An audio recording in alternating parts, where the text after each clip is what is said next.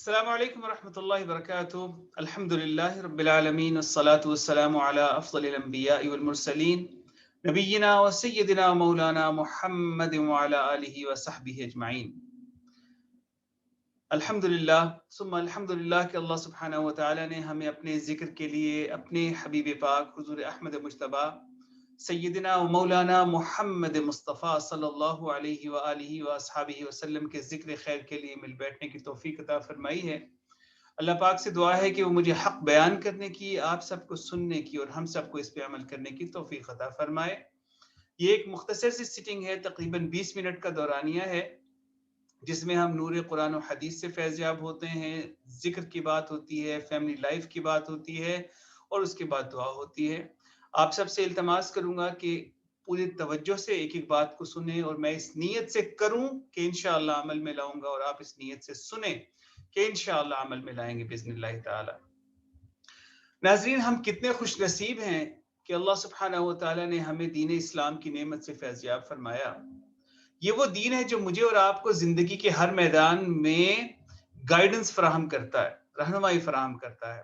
آج ہم جس موضوع پہ بات کریں گے انشاءاللہ وہ یہ ہے کہ زندگی میں جب ہم کوئی بھی بڑا فیصلہ کر رہے ہوتے ہیں، ڈیسیجن میکنگ کر رہے ہوتے ہیں، تو اس وقت ہمیں دین اس بارے میں کیا ہدایات دیتا ہے کہ وہ کون سے سٹیپس ہیں جن پہ چلنے کے بعد ہم کوئی اچھا بڑا بہتر ڈیسیجن کر سکیں۔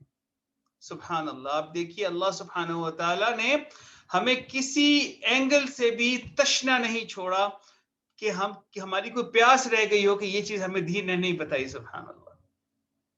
تو سب سے پہلے جان لیجئے کہ دین ہمیں تمام دنیاوی وسائل کو بروئے کار لاتے ہوئے سوچ سمجھ کے کام کرنے کا حکم دیتا ہے۔ حدیث مبارکہ میں آتا ہے کہ اطمینان اللہ سبحانہ و تعالیٰ کی طرف سے ہوتا ہے اور جلدی شیطان کی طرف سے ہوتی ہے۔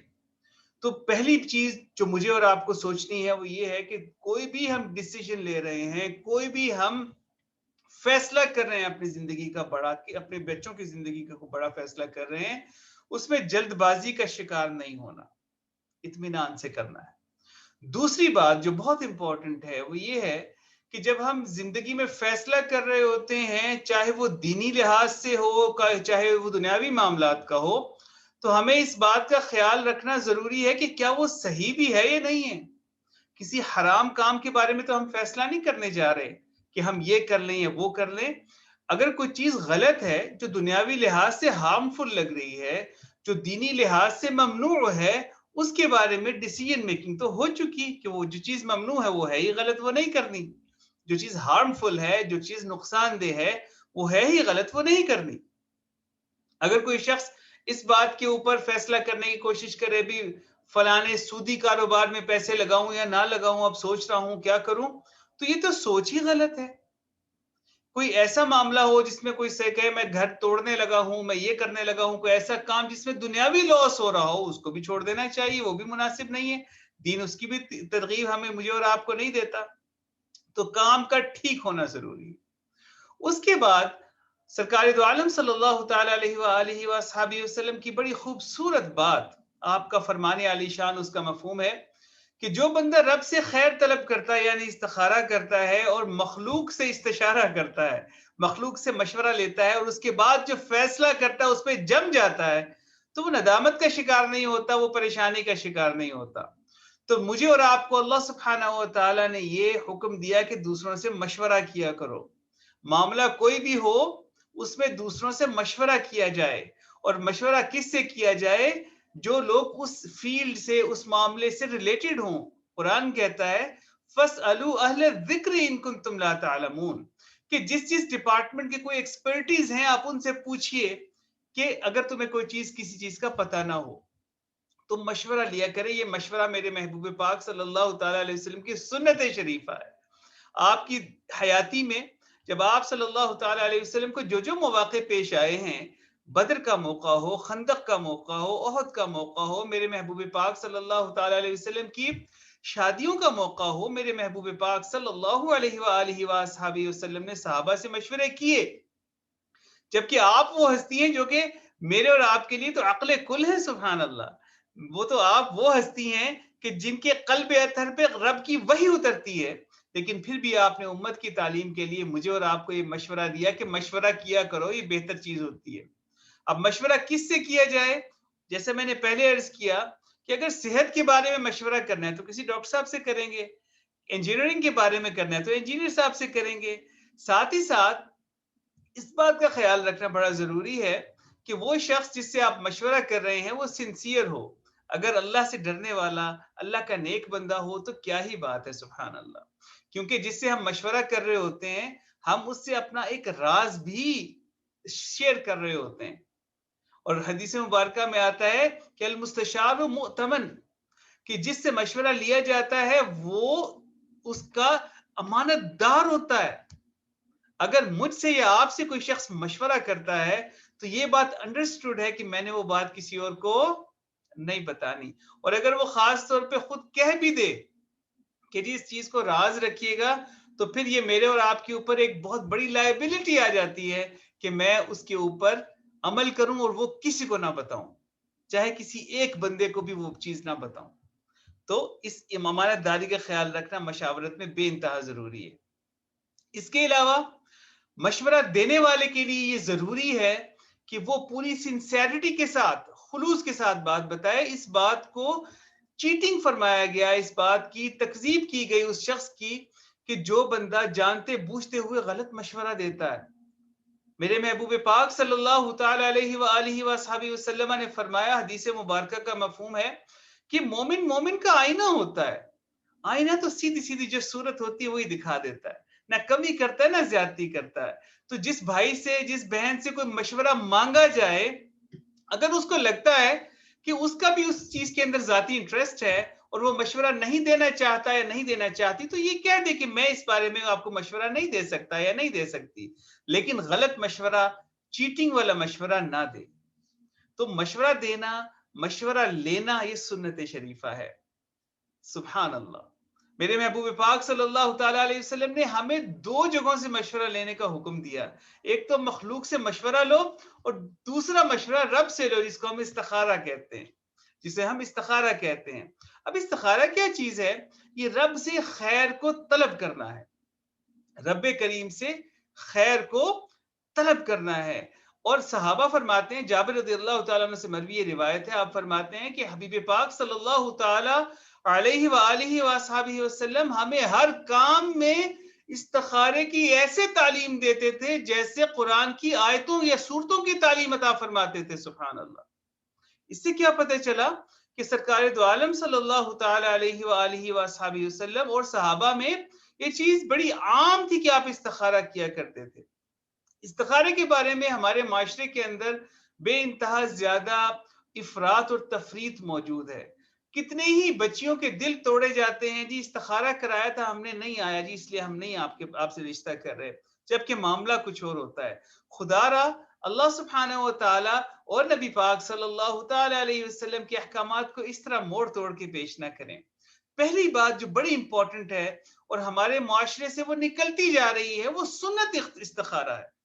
سنت استخارہ کیا ہوتا ہے کہ جو میرے محبوب پاک صلی اللہ تعالی علیہ وسلم نے تعلیم دیا ہے، اگر میرا کوئی معاملہ ہے تو میں چاہوں، اگر بہت زیادہ مجھے اس بات کی طلب ہو، کوئی کسی بہت بڑے نیک بندے سے میرا رابطہ ہو اور میں اس سے کروانا چاہوں تو کروا لوں، لیکن جو سنت طریقہ ہے وہ یہی ہے کہ میں اپنے معاملے میں استخارہ خود کروں۔ استخارے کا مطلب یہ ہوتا ہے کہ ہم اپنے رب سے خیر طلب کر رہے ہیں۔ 2 رکعتیں پڑھیں، اس کے بعد استخارے کی دعا پڑھیں، رات کا وقت ہے تو سو جائیں، خواب میں ہو سکتا ہے اشارہ ہو جائے، ہو سکتا ہے نہ ہو، لیکن اصل چیز یہ ہوتی ہے کہ اگر آپ اس کا مطلب پڑھیں گے نا دعا استخارہ کا، تو آپ کو اندازہ ہو جائے گا، ہمیں اندازہ ہو جائے گا کہ اس میں ہم اللہ سبحانہ و تعالیٰ سے یہ مانگتے ہیں، یا اللہ یہ کام جو میں جس کام کے کرنے کے لیے میں استخارہ آپ سے کر رہا ہوں، اس میں اگر میرے لیے خیر ہے تو میرے لیے آسان کر دیں، اور اگر میرے لیے دنیا کے لیے، آخرت کے لیے، معیشت کے لیے خراب ہے تو اس سے مجھے پھیر دیجیے، سبحان اللہ۔ تو آٹومیٹیکلی اگر ہم اس کو سمجھ کے کریں، اختیار کریں، تو آٹومیٹیکلی اللہ سبحانہ و تعالیٰ کی مدد شامل حال ہو جاتی ہے۔ ایک اور کانسیپٹ ہے، اس میں کہا جاتا ہے کہ جی ہم نے تو استخارہ کیا تھا، اس کے بعد شادی کی، دیکھو یہ پرابلم ہو گیا۔ استخارہ اس بات کی مکمل طور پہ گارنٹی نہیں دیتا کہ جو آپ کر رہے ہیں اس میں آپ کو خوشیاں ہی خوشیاں ملیں گی۔ یہ بات ہمیشہ یاد رکھیں کہ زندگی دارالامتحان ہے. جتنی تکلیفیں میرے محبوب پاک صلی اللہ تعالیٰ علیہ وسلم نے برداشت کیا، اور کون برداشت کرے گا؟ اللہ سبحانہ و تعالیٰ نے اپنے حبیب کو تکلیف میں رکھا، کیونکہ اس دنیا میں تکلیفیں آتی ہیں، پرابلمز آتے ہیں. استخارہ اس بات کی گارنٹی ضرور دیتا ہے کہ آپ نے دو چیزیں، جو ان چیزوں کے درمیان میں استخارہ کرنے کے لیے یا آپشن لینے کے لیے استخارہ کیا تھا، جو کنڈیشن آپ نے آپٹ کی ہے، جو چیز آپ نے اس میں سے اختیار کی ہے، وہ دوسری سے بہتر تھی، کیونکہ اللہ پاک نے آپ کو اس کی طرف گامزن کر دیا تھا. لیکن یہ ضروری نہیں ہے کہ اس میں آپ کو پریشانی نہیں آئے گی، پریشانی آ سکتی ہے. اور یہ بات ہمیشہ جان کے رکھیں کہ زندگی دارالامتحان ہے. تو کسی بھی معاملے کے اندر، چاہے وہ جاب کا ایشو ہو، بچوں کی شادیوں کا ایشو ہو، اس شادیوں کے حوالے سے میں ایک بات کرنا ضروری سمجھتا ہوں. شادی کے بارے میں استخارہ آپ تبھی کریں، مشورہ آپ تبھی کریں جب لڑکا لڑکی اس بات کی شرط کو پورا کر دیں کہ شادی ہو سکتی ہے. لڑکے اور لڑکی کی رضا کا ہونا ضروری ہے. لڑکی کی رضا نہیں ہے اور ہم استخارے کرائے جا رہے ہیں، لڑکا مانتا نہیں ہے اور ہم مشورے کیے چلے جا رہے ہیں. اس لیے میں نے شروع میں کہا تھا کہ پہلے اس بات کو ڈیسائیڈ کر لیں کہ کیا جس معاملے میں آپ استخارہ کرنا چاہتے ہیں، مشورہ کرنا چاہتے ہیں، وہ بات ٹھیک بھی ہے کہ نہیں ہے. تو جانبین کی رضا جو ہے وہ تو نکاح کی شرائط میں سے ہے. تو پہلے اس کا خیال رکھا جائے، اس کے بعد کسی نیک بندے سے، مخلص بندے سے مشورہ بھی کیا جائے.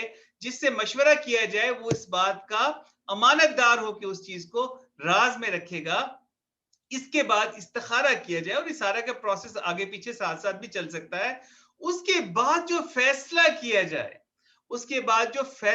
جائے، فَإِذَا عَزَمْتَ فَتَوَكَّلْ عَلَى اللَّهِ، کہ جب عزم کر لو، ارادہ کر لو، پھر اللہ پاک پہ توکل کر لو، پھر آگے پیچھے نہ ہو، پھر اس رستے پہ چل پڑو. اور ساتھ ہی ساتھ ایک اور کام کرو کہ اپنی دعا ساتھ ساتھ جاری رکھو.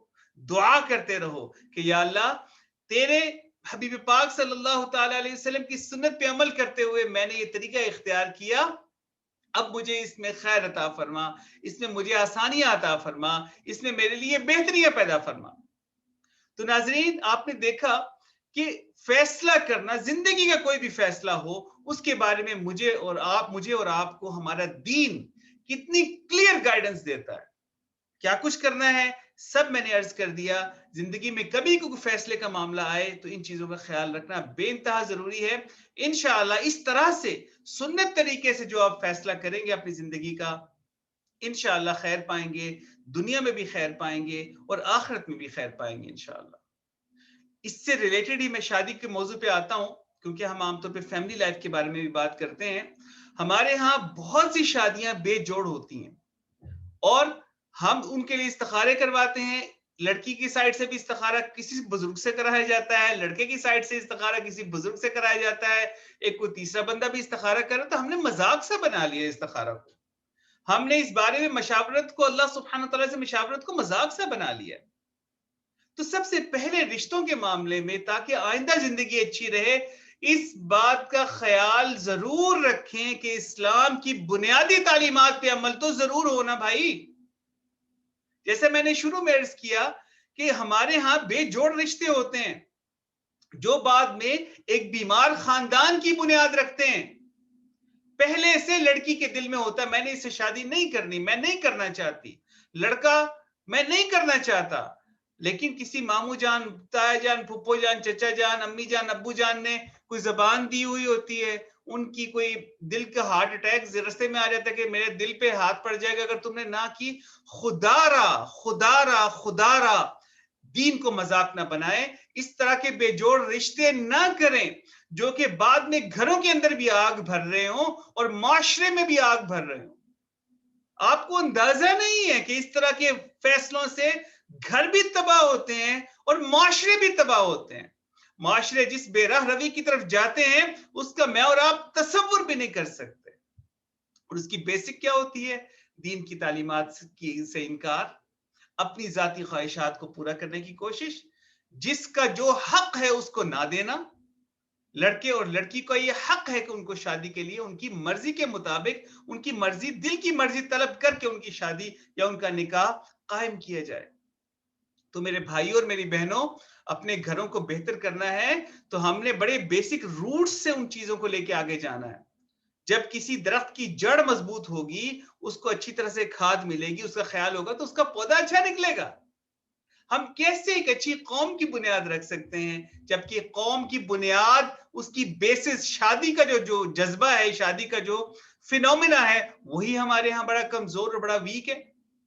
تو اللہ سبحانہ و تعالی ہم سب کو دین کے احکام پہ صحیح معنی میں عمل کرنے کی توفیق عطا فرمائے. اپنی خواہشات سے پہلے اللہ سبحانہ و تعالی اور اس کے حبیب پاک صلی اللہ تعالی علیہ وآلہ وسلم کے احکامات ہماری زندگی میں ہوں. آمین یا رب العالمین. حاضرین مجلس، جیسا کہ آپ سب جانتے ہیں کہ اچھی باتیں سننا کرنا کوئی اتنا بڑا کام نہیں ہے. اصل چیز یہ ہے کہ انسان ان پہ عمل کرے اور اس پہ استقامت اختیار کرے. عمل کرنے کے لیے دل میں ایمانی قوت کا ہونا ضروری ہے، اور دل میں ایمانی قوت کیسے آتی ہے؟ وہ اللہ اور اس کے حبیب پاک صلی اللہ تعالی علیہ وسلم کے ذکر سے آتی ہے. اللہ کا ذکر دو طرح کا، یا تو انسان زبانی اللہ کا ذکر کرے، یا انسان کے دل قلب اللہ کا ذکر کرے. حدیث مبارکہ اس بات پہ شاہد ہیں کہ دل کا ذکر زبان کے ذکر سے زیادہ فضیلت رکھتا ہے. صوفیاء کے ہاں دل کے ذکر کی اجازت دی جاتی ہے. آج میرے شیخ حضرت پروفیسر ڈاکٹر محمد مقصود الہی نقشبندی دامت برکاتہم عالیہ، جو کہ ایک بلند پایہ شخصیت ہیں، روحانی علمی شخصیت ہیں، آپ کی طرف سے جو لوگ بھی اس وقت بیٹھ کے اس پروگرام کو سن رہے ہیں، سب کو اس دل کے ذکر کی اجازت ہے. انشاءاللہ آپ کو صرف دو چیزیں عرض کروں گا. ایک تو دل کا ذکر کرنا کیسے ہے، اور دوسرا اس کے ساتھ اٹیچڈ ایک اور چیز بھی ہے جس کو ہم مراقبہ کہتے ہیں. خدا کی قسم یہ دو کام کیجئے، انشاءاللہ آپ کے لیے نیکی کرنا آسان ہو جائے گا، برائی سے بچنا آسان ہو جائے گا. انشاءاللہ دل نور و نور ہو جائے گا باذن اللہ تعالی. اللہ پاک کے فضل سے پریشانیاں دور ہو جائیں گی، مینٹل ٹینشنز آپ کی کم ہو جائیں گی، ختم ہو جائیں گی انشاءاللہ، اور دل میں اطمینان آ جائے گا انشاءاللہ. سب دیکھ لیں، مرد ہو یا عورت ہو، اس کا دل لیفٹ سائڈ پہ پستان سے 2 انگلی نیچے ہوتا ہے. یہ روحانی قلب کا مقام ہے، یہ روحانی قلب کا مقام ہے. سمپلی ہم نے یہ ایکسرسائز کرنی ہے. اس کو آپ ایز اے اسپریچول ایکسرسائز کے بھی کر سکتے ہیں. کرنا کیا ہے کہ ہر وقت وضو ہے نہیں ہے کوئی شرط نہیں ہے، پاکی ہونا بھی شرط نہیں ہے، ہو تو بہت اچھی بات ہے. جو کام کر رہے ہیں جائز کام ہونا چاہیے. کام کرتے ہوئے صرف اور صرف کانسنٹریشن، اپنی توجہ جو ہے وہ اس دل کے مقام پہ رکھنی ہے. اور کیا سوچنا ہے کہ میرا دل کرتا ہے اللہ اللہ اللہ. جس طرح سے ہم بیٹھے ہوتے بات کر رہے ہوتے ہیں نا، ہم بات ابھی سن رہے ہیں، بات کر رہے ہیں، لیکن ہمارا کئی دفعہ خیال اور دھیان کہیں اور چلا جاتا ہے. ویسے ہی باتیں کرتے رہیں، کام کرتے رہیں، لیکن خیال دل کے مقام پہ ہو کہ میرا دل کرتا ہے اللہ اللہ اللہ. یہ اللہ کا ذکر ہے. ہر وقت اٹھتے بیٹھتے پڑھتے پڑھاتے کام کرتے ہوئے ہر وقت یہ خیال دل کے مقام پہ رہے کہ میرا دل کرتا ہے اللہ اللہ اللہ. یہ دل کا ذکر ہے. یہ پریکٹس کریں. شروع میں دل کا اس سے خیال ہٹے گا، گریجولی آہستہ آہستہ جتنا آپ کوشش کریں گے انشاءاللہ خیال مزید وہاں پہ پکنا شروع ہو جائے گا، اور آہستہ آہستہ انشاءاللہ آپ کام کوئی بھی کر رہے ہوں گے، آپ کے دل میں وہ خیال راسخ ہوگا جیسے میرے دل میں ہو رہا ہے اللہ اللہ اللہ. یہ اللہ کا ذکر ہے. So simple. یہ کرنے سے اللہ کی رحمت سے نمازیں بھی سدھر جاتی ہیں، انسان کا کردار بھی سدھرنے لگ جاتا ہے. کس طرح سے اللہ کی شان، اللہ پاک کی رحمتیں جلدی حاصل کریں، اس کے لیے ہوتا ہے مراقبہ. مراقبہ ذکر کا وہ طریقہ ہے کہ جس میں انسان اپنی باہر کی دنیا سے نکل کے اندر کی دنیا میں جھانکتا ہے. ہم نماز بھی پڑھ رہے ہوتے ہیں ناظرین، تو ہماری کانسنٹریشن باہر ہوتی ہے، ہم پیسے گن رہے ہوتے ہیں، ہم اپنے معاملات کی فکر کر رہے ہوتے ہیں. لیکن جب انسان مراقبہ کرتا ہے تو اس میں اپنے رب کی بارگاہ میں اپنے آپ کو پیش محسوس کرتا ہے. کیسا کرتے ہیں میں آپ کو کر کے دکھاتا ہوں. آپ کے لیے وضو ہونا شرط نہیں ہے، پاکی ہونا شرط نہیں ہے، ہو تو بہت اچھی بات ہے. صرف اور صرف تھوڑا سا ٹائم چاہیے، صرف اور صرف تھوڑا سا ٹائم چاہیے. ٹائم آپ کے پاس 1 منٹ ہے، 3 منٹ ہے، 5 منٹ ہے. اگر ہیں فارغ تو بیٹھ جائیے، آنکھیں بند کر کے بیٹھ جائیے اس طرح سے، اور لیفٹ سائڈ پہ اپنے سر کو ٹلٹ کر لیجئے. آنکھیں بند کر کے سر کو جھکا کے اپنے آپ کو رب کی بارگاہ میں محسوس کریں، اور یہ محسوس کریں کہ میں اپنے رب کریم کے دربار میں حاضر ہوں. ڈیفینیٹلی جب انسان اللہ سبحانہ و تعالیٰ کے دربار میں اپنے آپ کو حاضر محسوس کرتا ہے تو اس وقت اس کو اس بات کا خیال آتا ہے کہ کتنے گناہگار ہے وہ، کتنے خطا کار ہے وہ، کتنا اپنے رب کریم کے احکامات کوئی نافرمانیاں کر کے بیٹھا ہوا ہے، اور رب اتنا رحیم ہے کہ اس نے تب بھی اس کے تمام گناہوں کے اوپر پردے ڈال کے اس کی عزت رکھی ہوئی ہے۔ یا اللہ مجھ سے گناہ ہوئے، مجھ سے خطائیں ہوئی، میں خطا کار ہوں، میں نادم ہوں میرے مولا، میرے سارے گناہوں کو معاف فرما۔ اللہ سبحانہ و تعالیٰ کے دربار میں اپنے آپ کو پیش کر کے تمام گناہوں کی معافی مانگنی ہے۔ اس کے بعد خیال دل کے مقام پہ لے جائیے اور یہ سوچئے کہ میرا دل کرتا ہے اللہ اللہ اللہ، یہ مراقبہ ہے۔ دوبارہ آپ کے سامنے کر کے دکھاتا ہوں، بہت امپورٹنٹ چیز ہے، آپ کریں گے انشاءاللہ اس کے فائدے اٹھائیں گے۔ آپ کے پاس ٹائم تھا، آپ تھوڑی دیر کے لیے بیٹھ گئے یا آپ بیٹھ گئی ہیں، آنکھیں بند کر کے سر کو جھکا لیں۔ آج تک جو گناہ کیے ہیں ان کی توبہ، استغفر اللہ تعالی ربی من کل ذنب واتوب الیہ، اور اس کے بعد خیال دل کے مقام پہ کہ میرا دل کرتا ہے اللہ اللہ اللہ، یہ مراقبہ ہے۔ ذکر کریں گے، مراقبہ کریں گے انشاءاللہ، کم از کم ایک سیٹنگ میں ضرور تشریف لائیے، کہنا نہیں پڑے گا انشاءاللہ، دین میں بھی کامیاب، دنیا میں بھی کامیاب۔ وما توفیق الا باللہ العلی العظیم۔ دعا خیر کر لیجئے۔ الحمدللہ رب العالمین، والصلاة والسلام علی افضل الانبیاء والمرسلین، نبینا و سیدنا مولانا محمد وعلی آلہ واصحابہ اجمعین۔ ربنا آتنا في الدنيا حسنة وفي الآخرة حسنة وقنا عذاب النار وادخلنا الجنة مع الأبرار يا عزيز يا غفار يا رب العالمين۔ رب ارحمهما كما ربياني صغيرا، اللهم أعنا على ذكرك وشكرك وحسن عبادتك، يا مقلب القلوب ثبت قلوبنا على دينك، يا مصرف القلوب صرف قلوبنا على طاعتك، ربنا هب لنا من أزواجنا وذرياتنا قرة أعين واجعلنا للمتقين إماما، اللهم اغفر لنا قبل الموت وارحمنا عند الموت ولا تعذبنا بعد الموت ولا تحاسبنا يوم القيامة إنك على كل شيء قدير، ربنا تقبل منا إنك أنت السميع العليم وتب علينا إنك أنت التواب الرحيم، وصلى الله على حبيبه محمد وآله وأصحابه أجمعين برحمتك يا أرحم الراحمين، سبحانك اللهم وبحمدك أشهد أن لا إله إلا أنت أستغفرك وأتوب إليك، والسلام عليكم ورحمة الله وبركاته۔